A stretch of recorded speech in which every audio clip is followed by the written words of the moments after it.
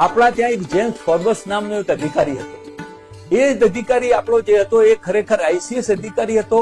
અને આ ડભોઈ જે છે વડોદરા પાસે ત્યાંનો કલેક્ટર હતો, એને તારીખ વાર સાથે નોંધ્યું છે કે બ્રિટિશર્સ લોકો જયારે ભારતમાં આવતા ત્યારે વાઘ અને સિંહનો શિકાર કરવા માટે જતા હતા.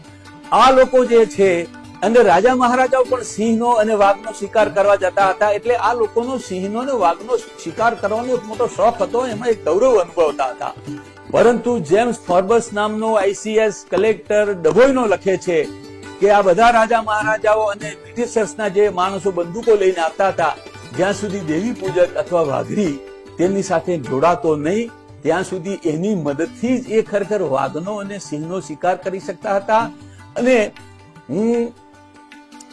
આખા જગત 80% આપણી ખરેખર ગુજરાત હિન્દુ પ્રજા છે એ ખરેખર માંસાહારી હોય છે.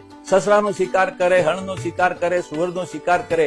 પરંતુ મિત્રો, આ દેવી પૂજક વાઘરી એક એવી જાતિ હતી કે જે સિંહનો શિકાર કરતી હતી, વાઘનો શિકાર કરતી હતી.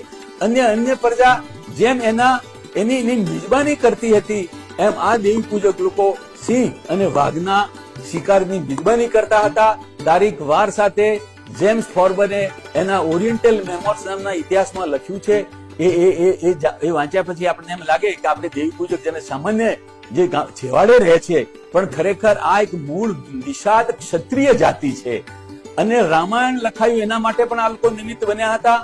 મહાભારત માટે પણ આ લોકો નિમિત્ત બન્યા હતા. મહાભારતની અંદર એકલવ્ય જે છે એ પણ ખરેખર નિષાદ હતો કે આજે છે ને આપણે વાઘરી કે દેવી પૂજક કહી શકીએ, એ જાતિનો એ માણસ હતો. અને મિત્રો, આપણું જે ખરેખર ભગવાન કૃષ્ણનો જે સ્વર્ગવાસ થયો અને જે વ્યાધના હાથે જે તીર વાગ્યું હતું, એ તીર પણ ખરેખર એક નિષાદ હતો. એ નિષાદ હતો એટલે આપણો દેવી પૂજક વાઘરી હતો. આ બધી એમની 21 જે પેટા શાખાઓ છે એનો મેં ઇતિહાસનો આની અંદર ચર્ચા કરી છે.